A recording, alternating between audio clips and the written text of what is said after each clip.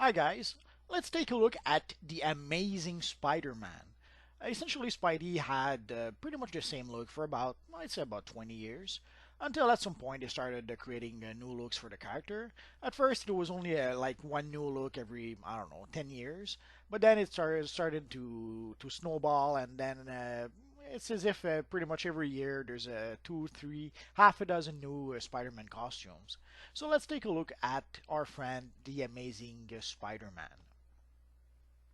And the first look we're going to look at is obviously the classic look, which is red and dark blue. Although it's never clear exactly if was the costume supposed to be dark blue, was it supposed to be black with blue highlight, and depending on the artist's interpretation, sometimes the blue would be light blue, sometimes it would be dark blue, sometimes it would almost be black. So depending on the version you prefer, you can make it blue, dark blue, or black. It's as you wish. On this version, I'm using the turtle emblem.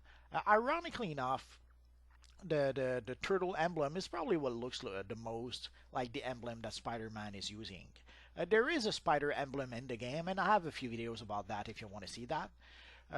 But strangely enough, the turtle emblem looks a lot more like the Spider-Man emblem than the actual spider emblem does. Then there is the infamous black costume.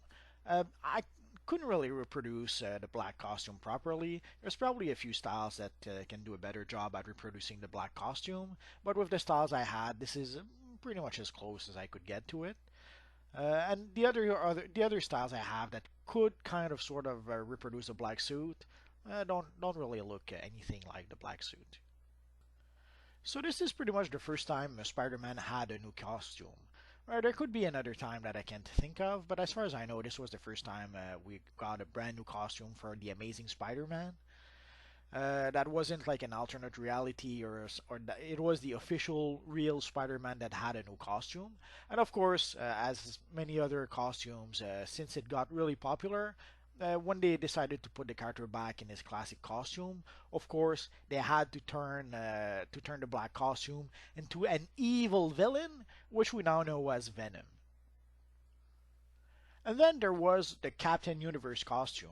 Essentially, there's this thing known as the Uni Power in the Marvel Universe, and it's some sort of energy that possesses people.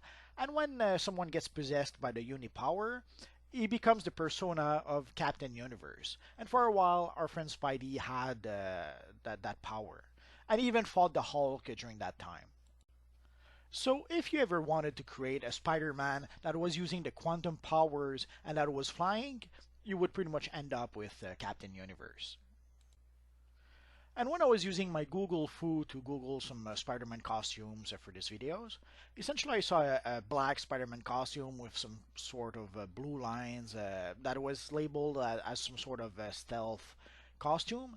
I have no idea if it's an official version or if it's just a fan version, but I thought it was a fairly neat looking suit, so I made a version of it.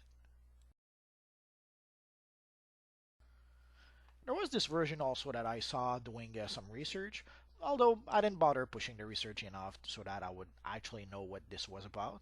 But there was this, I thought at first it was like a Spider-Man Noir, but that seems to be a completely different version than Spider-Man Noir. Although I should probably have reproduced the Spider-Man Noir costume, but it's kind of like this one, but with the sniper goggles. And then there was the infamous Iron Spider, essentially a suit of armor that Tony Stark did for Spider-Man during Civil War before Spider-Man decided to switch team and go with Captain America. Obviously, there's way too many arms. I think the actual costume only has 3 arms, but it's about as close as I could get to that look. And of course, there was the superior Spider-Man. Again, way too many arms. The suit only had about 3 arms, and but this is as close as I could get to the look of the costume with the styles that we had. Obviously, we don't have anything to reproduce the web pattern that the character has, but that's true for all the Spider-Man costumes we're going to recreate anyways. And then we have the Future Foundation version of the costume. Essentially, at some point, I think it was with the Fantastic Four number 600, they decided to kill the Human Torch. And for some reason, they decided to have Spider-Man replace the Human Torch. And also they redesigned the costumes for the whole team. And they had these weird black and white costumes. I also saw essentially a reverse version of that costume.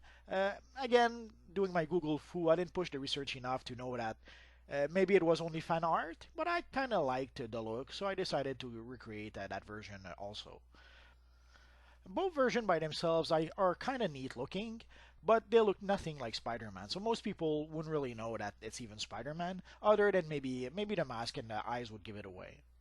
And I saw also this version that was essentially Spider-Man with an actual Fantastic Four costume.